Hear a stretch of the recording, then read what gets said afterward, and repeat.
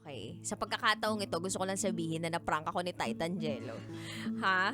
Habang naka-break po kami, pinrank ako ni Titan Jello. May dumating na babae dito tapos sinabi niya na magkikita daw dapat sila ni Titan Jello.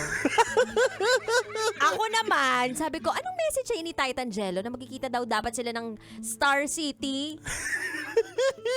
Hindi ko mapigilan yung sarili ko na sabihin to. Tapos si Titan Jello sabi sa akin magsi-CR lang daw siya. Okay, sige CR. Talagang saktong pagdating ng babae.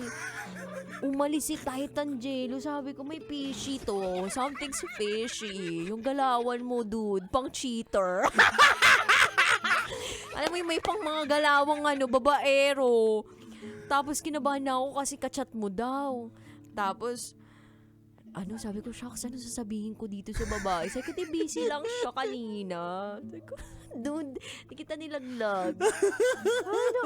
Anyway, mabalik na nga tayo sa secret file natin. Ang bigat ng secret file natin Pero wait lang lahat po ng yun, ginawa nilang pamamrank para po talaga sa celebration ng Mother's Day. Yeah. Gusto lang nila ko talagang i-surprise at bigyan ng pagkain at bulaklak bilang selebrasyon ng Mother's Day. Salamat, Titan Jello. At salamat kay May at Tashang na nandito ngayon. Thank you Sinurprise nyo ako at nabigla talaga ako doon.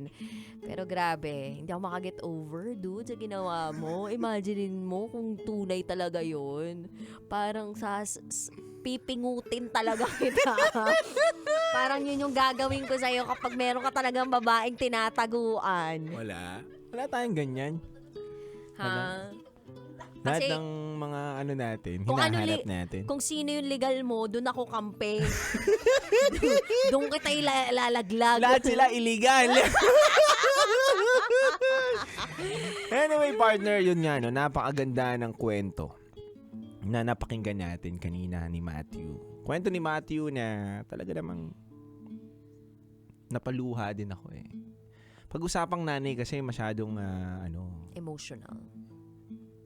Totoo naman, dude. I mean, ikaw, parang every time nga na nakakabasa tayo dito ng secret file about a parent, especially a mother, nakikita ko nga na parang grabe din yung damdamin mo para doon sa mga taong nagse-celebrate or parang nangungulila sa kanilang nanay. And siguro talagang wala parang ako iniisip ko na lang talaga lahat tayo doon patungo Tama. Paunahan lang talaga to Pero dude, ako iniisip ko palagi, eto na to, bilang isang nanay na to, na simula nung nanganak ako, o simula nung nagbuntis ako, na sana Lord, bigyan mo pa ako ng mahabang buhay. Na hanggat di ko nakikitang stable yung anak ko, wag mo muna akong kuhain. Ganun na yung iniisip ko ngayon na hanggat hindi ko nakikitang okay siya o yung mga magiging anak ko, wag niyo muna akong kuhain. Wag muna. As in, wag muna, Lord. Kasi kaya ko magtrabaho para kapag iiwan ko sila, medyo maayos yung buhay nila. At saka kung hindi sasapat na iisa lang yung magulang Alam mo yun, dude? Para sa akin kumbaga, bilang isang taong lumaki na present yung dalawang magulang ko, parang thankful ako na pinagsaluhan ng nanay at tatay ko yung parenthood, yung hardships para mapalaki ako. Tapos ngayon na magulang na ako, kapag napag-iisa ako physically sa bahay, kasi lumilipad yung asawa ko, nare-realize ko na kung gaano kahalaga din yung presensya physically ng isang magulang. So, yung ako, mag-isa ako sa bahay. Tapos, alam mo yun, parang, shucks, pag physically mag-isa ka lang, parang nakakabaliw din siya. So, believe ako dun sa mga magulang na kinakaya nila, ang lahat. Mapag-isa sila o dalawa sila.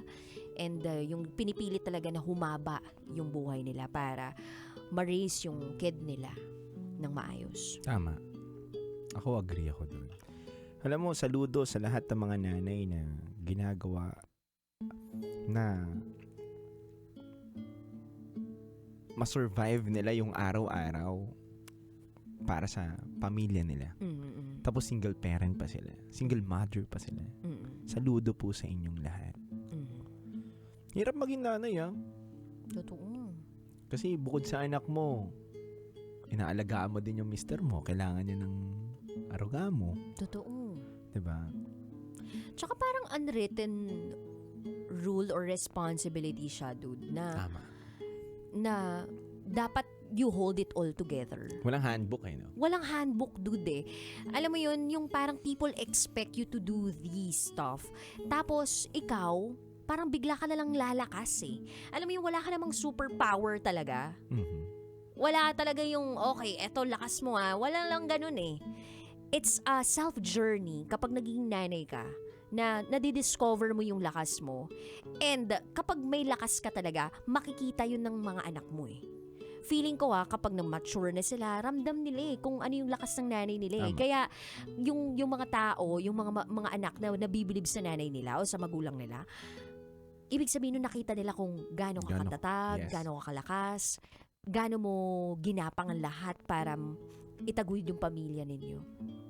So siguro si Matthew, ganun yung nararamdaman niya, ng ka-proud siya. Ganun siya ka-proud sa nanay niya. Dahil ginawa ng nanay niya lahat Tama. para sa kanilang magkakapatid. Biro mo, pinagluluto rin sila.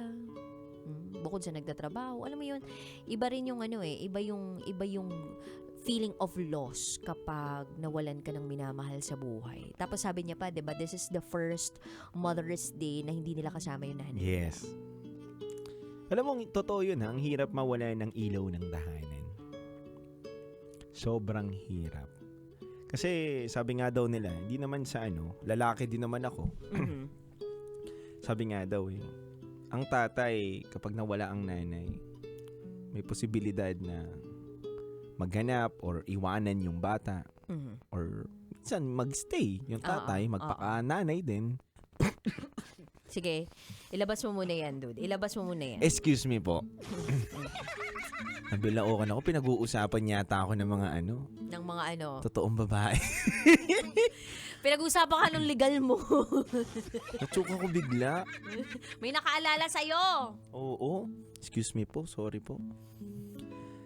Pero yung nanay daw, dude, ito yung kahit anong mangyari, hindi ka iwanan Oo naman. Hindi. Alam mo, yun yung nararamdaman ko ngayon.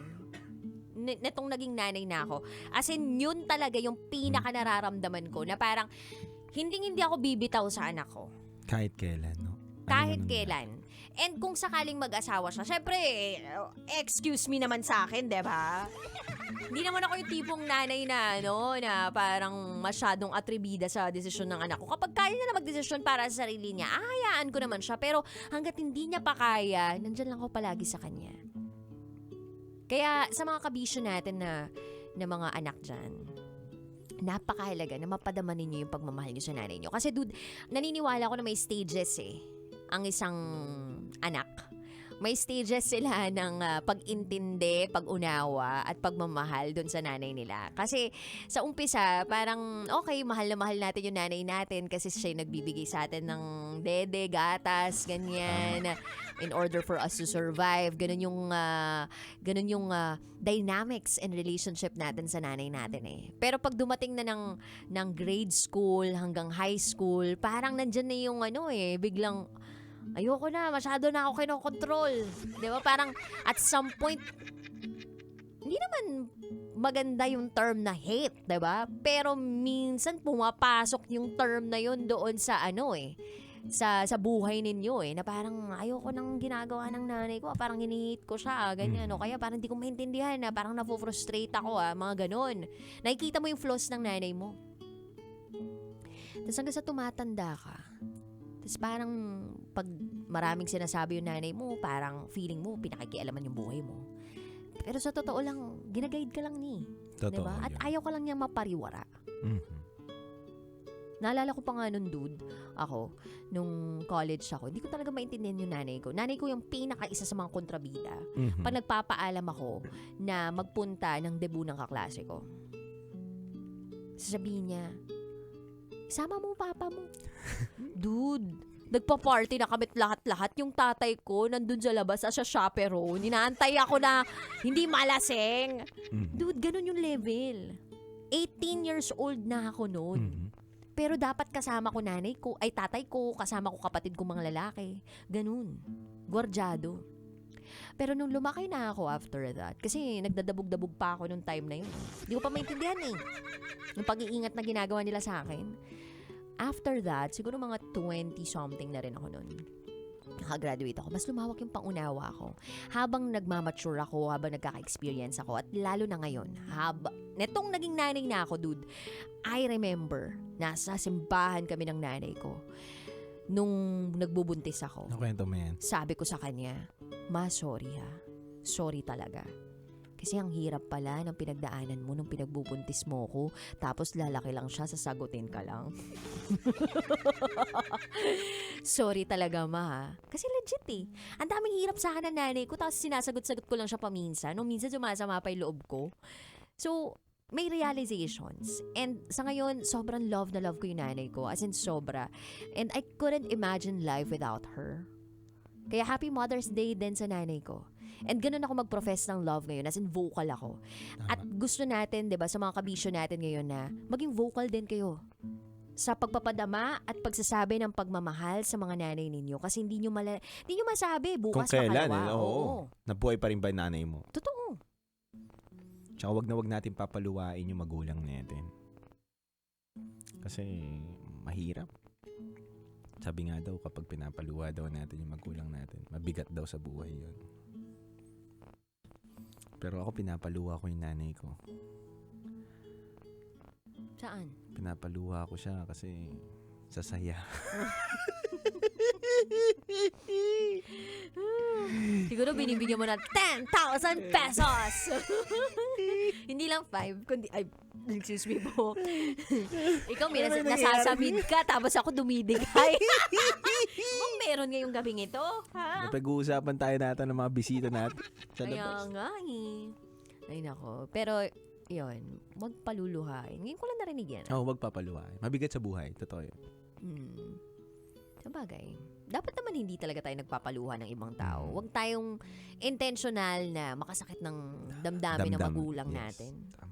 Although, may mga pagkakataon din talaga na sasagot ka kasi may mga... Tao lang tayo. Oo. Tsaka may paniniwala din kasi tayo eh. Totoo. May opinion tayo na minsan hindi rin tugma doon sa opinion nila. Totoo, dude. Tsaka, syempre, yung paniniwala nila, yung mga panahon pa ng kopong-kopong. Oo. Diba? Diba? Tsaka yung mga sabi-sabi lang, diba? Doon sila naniniwala. Eh, syempre ngayon, yung mga, I think, generation natin, diba? Medyo mas mulat tayo ngayon doon sa mga facts at hindi. Tama. Diba? Dapat paniwalaan. So, doon nagkakaroon ng clash eh. Pero at the end of the day, ang pinakamahalaga dyan, mahal pa rin natin sila at mahal pa rin nila tayo. So, be expressive, guys. Ngayong, hindi lang ngayon. No? Every Araw-araw. Pwede maging Mother's Day. Totoo. Araw-araw pwede mo sabihin na I love you ma, thank you ma. Sa mga simpleng ganun lang, Totoo. malaking bagay para sa mga nanay yun. Yes. Impactful, kumbaga. Yes. Bukod sa yakapin mo nanay mo, 'di ba? Ano ba naman yung abutan mo ng 1,000, 'di ba? Yeah. Pataas, no? Sampalin mo ng 10,000 yung pagmumukha. Ingay mo palagi. Aray ko! 10,000! Ang sarap, kabila pa! Ganun. Ganun. 10,000 ulit, 20,000 na to. Sapakin mo pa ako, anak. Sapakin mo pa ako, anak. Gusto ko yung sundok, anak. 100,000. Sapak mo ako. Sapakin mo. Meron ngayon yung ano, 'di ba yung sa cake, 'di ba? Oo. Yung surprise cake, Oo. yung kapag may hinila ka tapos biglang money cake pala, Yan. 'di ba? Punong-puno ng pera yung ano, cake, no? Ano, may mga uso pa yung bulaklak, yung bouquet, Yan. 'di ba? Money bouquet. Tag 1,000, no? Totoo. O hindi kung medyo tipid-tipid ka, tigbe-20. Yan. Daming paraan ngayon para mag-express ng pagmamahal sa magulang hanggat nandyan pa sila. Totoo yan. Hanggat nandyan pa yung mga nanay natin. Yan lang naman, kabisyo. Anyway, sa mga kabisyo po natin out there na gusto mag-share ng kanilang secrets, share it to us sa raketera@gmail.com. Kami po yung magbabalik para sa programang Top Secrets, kasama pa rin ang Basa Princess DJ Raketera. At kasama nyo rin po ang titindig sa mga pinaglalaban ninyo, DJ Titan Jello. At kayo'y nakatutok sa 90.7 Love Radio. Kailangan pa bang i-memorize yan? Basic! Metro's #1 Love Radio. Bye! heaven's sake!